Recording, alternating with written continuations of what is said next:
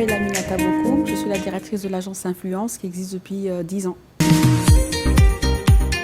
Influence est une agence spécialisée dans l'événementiel, mais qui évolue aussi dans la communication, dans les relations publiques, dans la conciergerie et dans la régie publicitaire. À vrai dire, j'ai toujours eu une âme d'entrepreneur, en passant par les petits boulots quand j'étais plus jeune, par l'organisation des petites soirées, des kermesses à l'école, etc. Parce qu'on gagnait un peu de ristourne sur ce qu'on faisait. Donc ça a toujours été une motivation. J'ai toujours eu cette envie-là en fait. En tant qu'entrepreneur, je pense que vraiment on manque d'appui.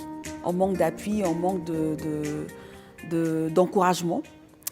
J'ai reçu un prix il y a 2 semaines de cela, le prix africain des jeunes chefs d'entreprise privés, qui m'a été décerné par une ONG africaine, des étrangers qui sont venus du Niger, de la Côte d'Ivoire, du Burkina.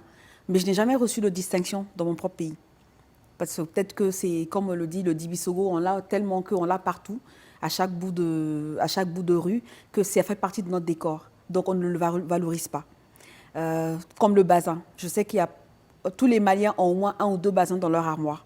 On a un tapeur de boue au bout de la rue, on a une teinturière dans le quartier. Donc ça fait tellement partie de notre paysage qu'on ne le valorise pas, on ne sait pas que c'est important. Donc je me dis qu'aujourd'hui, il faut que l'État puisse prendre des dispositions vraiment pour accompagner des jeunes comme moi, comme on en est plusieurs dans ce milieu-là, qui essaient de vraiment exporter le Mali comme une destination à découvrir en termes de tourisme, en termes de culture. C'est un pays de culture.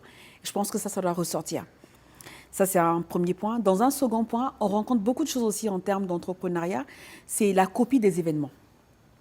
Ça, j'en étais victime, j'en suis toujours victime. Le festival de Bazin, quand je l'ai lancé, la même période, je veux dire à la même date, sur le même lieu, quelqu'un voulait faire le salon du Bazin. C'est moi qui ai eu le courage de dire je ne suis pas d'accord avec ça, je n'accepte pas. J'ai changé de lieu et la personne s'est limitée à une seule édition. Parce que ça veut dire que ce n'était pas quelque chose qu'il avait préparé, c'est quelque chose qu'il a voulu copier. Tout autant que le festival de Dibi, quand je l'ai lancé, quelqu'un d'autre a lancé un autre festival pareil. Ça s'est terminé en procès où j'ai gagné jusqu'à la cour pénale. Parce qu'au bout de 3 ans, aucun tribunal n'a pu le gérer, c'est au pénal que j'ai pu gagner. Et je me dis, il y a pas mal de personnes qui sont dans cette situation-là. Donc c'est bien beau de dire, allez protéger vos éléments à l'OAPI, mais l'OAPI ne protège que le nom. L'OAPI ne protège pas le contenu. Donc même si on doit faire les mêmes choses, au moins qu'il y ait une différence au niveau des contenus et que les événements qui sont gérés par des structures sérieuses, qui ont commencé depuis longtemps, soient reconnus et enregistrés dans le répertoire du ministère de la Culture pour ne pas que quelqu'un d'autre se lève 5 ans ou 2 ans après pour venir faire la même chose. Sinon, il n'y a pas de valeur ajoutée. Ça veut dire que c'est un pays qui n'est pas organisé, qui va dans tous les sens. Voilà. La fierté que j'ai dans ce que j'entreprends au quotidien, c'est le fait d'exporter mon pays, le Mali, en tant qu'une destination, le pays du Dibi, le pays du Bazin, etc. Parce que c'est les événements sur lesquels je travaille.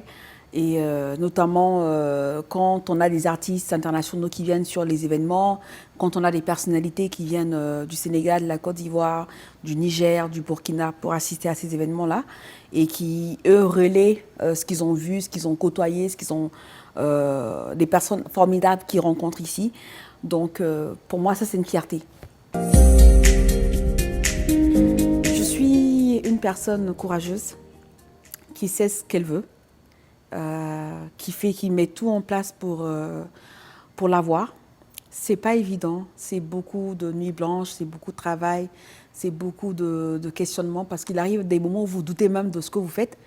Mais Dieu merci, vous avez des gens en fait qui vous recadrent, qui vous disent non, tu es sur la bonne voie, continue.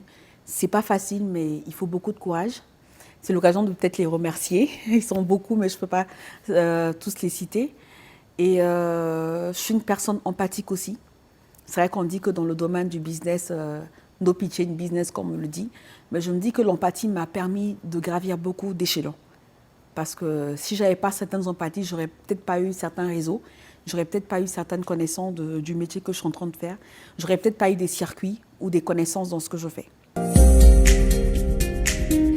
Moi, le conseil que je peux donner aux futurs jeunes entrepreneurs, c'est un conseil que mon père m'a toujours donné. C'est qu'on n'enseigne pas le courage. J'ai étudié en Afrique, au Mali, en Côte d'Ivoire, au Sénégal. J'estime que ma formation, c'est la meilleure des formations que j'ai reçues. Et après, au-delà de la formation, il faut savoir ce qu'on veut et avoir du courage. Ensuite, avoir la passion de ce qu'on veut faire. Parce que je veux être entrepreneur, je vais créer une entreprise. Si on a les fonds, c'est bon. Mais au bout de 2 ans, 3 ans, on n'ira pas bien loin. Donc, il faut vraiment savoir ce qu'on veut, être passionné, s'entourer de bonnes personnes avec qui vous avez la même vision, qui peuvent vous accompagner dans votre métier. Être très motivé, très dynamique, ne pas baisser les bras parce que vous allez faire 2 fois ou 3 fois plus que ce que les autres font pour avoir ce qu'eux ils auront en 1 fois ou en 2 fois.